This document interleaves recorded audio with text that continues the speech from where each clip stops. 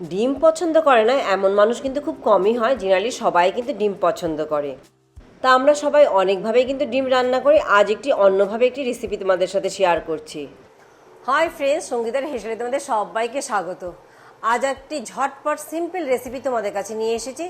ব্যস্ততার লাইফে কিন্তু সবসময় কেটে বেটে মশলা করে রান্না করাটা অসুবিধে হয়ে যায়, তাই ঝটপট সাধারণভাবে সহজভাবে কিভাবে রান্না করবে সেই ডিমের রেসিপি শেয়ার করছি তোমাদের সাথে। ঝামেলা ছাড়া খুবই হালকা পাতলা একটি ডিমের রেসিপি এটি। সময় বাঁচাবার জন্য ডিম আর আলু ভালো করে প্রথমে ধুয়ে নিয়ে একই সাথে কিন্তু সেদ্ধ করে নিচ্ছি। ডিম পুরোপুরি সেদ্ধ করে নেব, কিন্তু আলু কিন্তু সেদ্ধ হবে না, বাকিটুকু কিন্তু রান্নার সাথে সেদ্ধ হয়ে যাবে আলু। এবার ডিম আর আলুর খোসাগুলো ছাড়িয়ে নিই আমি।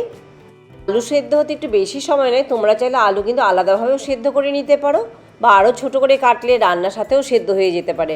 পছন্দ তোমাদের যেভাবে পছন্দ সেভাবেই করে নিও।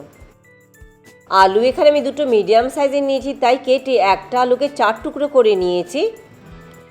এবার ডিমগুলোকে ছুরির সাহায্যে আলতো করে একটু গাগুলো চিড়ে দেব। এতে করে ঝোলের স্বাদ ডিমের ভেতর ভালোভাবে ঢুকে যাবে, খেতে ভালো লাগবে। হাফ চামচ লবণ আর হাফ চামচ হলুদ দিয়ে এবার ভালো করে সেদ্ধ করা আলু আর ডিম ভালোভাবে আমি মেখে নিচ্ছি। আমি ডিমগুলো ভেজে নেব, এতে করে যখন ভাজবো ডিমের গায়ে কিন্তু সুন্দর একটা কালার আর কোটিং এসে যাবে। ভালো করে মেখে নিয়ে এবার আমি তেল গরম করে নিচ্ছি। রান্নাটা কিন্তু সর্ষের তেলে করব, এতে খেতে কিন্তু স্বাদ অনেক বেশি হয়। সর্ষের তেল না থাকলে কোনো অসুবিধা নেই, অন্য তেলে যে তেল আছে বাড়িতে সেই তেলেই তোমরা রান্না করতে পারো। এখানে আমি 3 টেবিল চামচ সর্ষের তেল গরম করে নিয়েছি। আর হলুদ আর লবণ দিয়ে মেখে রাখা ডিমগুলোকে 2 থেকে 3 মিনিট মিডিয়াম আঁচে ভালো করে ভেজে নেব। হিটে কিন্তু ভাজছি না, তাতে ডিমের গাগুলো পুড়ে যাবে, খেতে ভালো লাগবে না, তাই মিডিয়াম আঁচেই কিন্তু ভালো করে ভেজে নেব। এতে করে ডিমের গায়ে সুন্দর একটা রং আর কোটিং দুটোই এসে যাবে কিন্তু। এবার ভেজে রাখা ডিমগুলো একটি পাত্রে আমি তুলে রাখছি। মশলা বাটা ছাড়াই কিন্তু এই ডিমের ঝোল কিন্তু খেতে অপূর্ব। আর কোনো তেল আমি অ্যাড করতে যাচ্ছি না। এবার একই তেলে কিন্তু 2টো তেজপাতা আর 4টে ছোটো এলাচ একটু থেতো করে রেখেছিলাম, সেটা 20 সেকেন্ডের মতো একটু ভেজে নিচ্ছি। এবার 2টো মিডিয়াম সাইজের পেঁয়াজ ভালো করে কুচিয়ে রেখেছিলাম, সেটা দিয়ে এবার একটু ভেজে নেব। গ্যাসের আঁচ মিডিয়ামই রেখেছি। মিনিট 2 ভেজে এবার সেদ্ধ করে রাখা আলু, যে পার বয়েল পুরোপুরি কিন্তু আলুগুলো সেদ্ধ হয়নি, সেটা এবার এতে আমি দিয়ে দিচ্ছি। রান্না করতে করতে কিন্তু আলু বাকিটুকু সেদ্ধ হয়ে যাবে, পুরোপুরি সেদ্ধ হয়ে যাবে। আলু দিয়ে গ্যাসের আঁচ মিডিয়াম টু লো রেখে আরও 3 থেকে 4 মিনিট ভালো করে ভেজে নেব। এদিকে পেঁয়াজ নরম হতে হতে আমরা রসুন আর আদার মশলাটি দেখে নিই। এখানে আমি 3টে ছোট আদার টুকরো নিয়েছি আর নিয়েছি 4 টুকরা রসুন। মিক্সিতে পেস্ট করছি না, একটি হামানদিস্তাতে একটু ছেঁচে নেব, ভালো করে থেতো করে নেব। থেতো করে নিয়ে মশলা বা কাটা মশলা রান্নার কিন্তু অন্যরকমই একটা স্বাদ হয়। আমার রসুন আর আদা ভালো করে থেতো করা হয়ে গেছে। এদিকে পেঁয়াজটাও কিন্তু একটু ভাজা ভাজা হয়ে গেছে। এবার এতে দিয়ে দিচ্ছি রসুন আর আদা যেটা থেতো করে রেখেছি, সেটা দিয়ে দিচ্ছি পুরোটাই। আর দেবো স্বাদ অনুযায়ী লবণ, দেবো হাফ চা চামচ হলুদ গুঁড়ো, 1 চা চামচ লাল লঙ্কার গুঁড়ো আর একটি মিডিয়াম সাইজের টমেটো কুচিয়ে রেখেছিলাম, সেটা দিয়ে দিচ্ছি। সব দিয়ে ভালো করে মিশিয়ে এবার ঢাকা দিয়ে রান্না করব। শুকনো লঙ্কার গুঁড়োর জায়গায় কিন্তু কাঁচা লঙ্কা কুচি দিয়ে বা কাঁচা লঙ্কা চিড়েও কিন্তু রান্না করতে পারো, খেতে সেটাও কিন্তু খুব স্বাদ হয়। আমি রঙের জন্য এখানে লাল লঙ্কার গুঁড়ো ব্যবহার করেছি। এবার ঢাকা দিয়ে 6 থেকে 7 মিনিট মিডিয়াম হিটে ভালো করে রান্না করে নেব।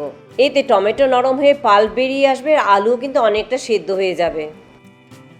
একটা সুন্দর মশলার বেস কিন্তু তৈরি হয়ে গেছে এখন। তো অনেক সময় কিন্তু ইচ্ছে করে না মিক্সি বার করে মশলা করে তবে গিয়ে রান্না করে, মানে কেটেই রান্না করে ফেলি। তো ভেবো না কিন্তু স্বাদ খারাপ হয়, এরকম পেঁয়াজ কুচি আদা আর রসুন থেতো করে রান্না করে জাস্ট খেয়ে রেখো গরম গরম এই ডিমের ঝোল, অপূর্ব খেতে। এবার কিন্তু ঢাকা ছাড়াই ভালো করে কষিয়ে নেব, যতক্ষণ পর্যন্ত না মশলা সব এক জায়গায় চলে আসে। আমি ফোড়নে যে তেজপাতা আর থেতো করে রাখা ছোটো এলাচ ব্যবহার করেছি, সেটা কিন্তু খুব সুন্দর গন্ধ নিয়ে আসে এই ডিমের ঝোলে। 3 থেকে 4 মিনিট ভালো করে কষালে মিডিয়াম আঁচে কিন্তু মশলা সব একসাথে চলে আসবে। এবার দিয়ে দিচ্ছি এতে 2 গ্লাস জল। জলের পরিমাণ বেশিই দিয়েছি, কারণ এটা একটু কিন্তু পাতলা পাতলা খেতেই ভালো লাগে, খুব গামাখা ভালো লাগে না খেতে। আর ভালো করে মিশিয়ে দিয়ে ভালো করে ফুটতে দেব। এক্ষেত্রে আলু যদি তোমাদের সেদ্ধ হয়ে না থাকে তবে ঢাকা দিয়ে 3-4 মিনিট আগে সেদ্ধ করে নিও। আমার এখানে আলু সেদ্ধ হয়ে গিয়েছিল, তাই আমি ঢাকা দিইনি, ঢাকা ছাড়াই ভালো করে ফুটিয়ে নিচ্ছি। ঝোল ভালোভাবে ফুটে এলে এবার ভেজে রাখা ডিমগুলো দিয়ে দিচ্ছি এতে। ডিম দিয়ে 4 থেকে 5 মিনিট মিডিয়াম টু হাই হিটে ভালো করে আবারও ফুটিয়ে নেব। এই ফুটিয়ে নেওয়াতে কিন্তু জল অনেকটা টেনে যাবে, আবার আলুও কিন্তু অনেকটা ঝোল টেনে নেবে। তাই আমি 2 গ্লাস জল অ্যাড করেছিলাম। আলু কিন্তু খুব ভালোভাবে সেদ্ধ হয়ে গেছে, ঝোল কিন্তু খুব পাতলা নয়, খুব ঘনও নয়, বুঝতেই পারছো কনসিস্টেন্সিটা। গরম ভাতের সাথে দুর্দান্ত লাগে খেতে। তা আমাদের পাতলা ডিমের ঝোল কাটা মশলা দিয়ে কিন্তু একদম তৈরি, গরম গরম ভাতের সাথে খেতে অসাধারণ। তো আজ ভিডিওটি আমি এখানেই শেষ করছি। ভালো লাগে লাইক, শেয়ার, সাবস্ক্রাইব করতে একদম ভুলো না। পরে আবার অন্য কোনো ভিডিও নিয়ে তোমাদের কাছে চলে আসবো। সবাই ভালো থেকো, চলো বাই বাই।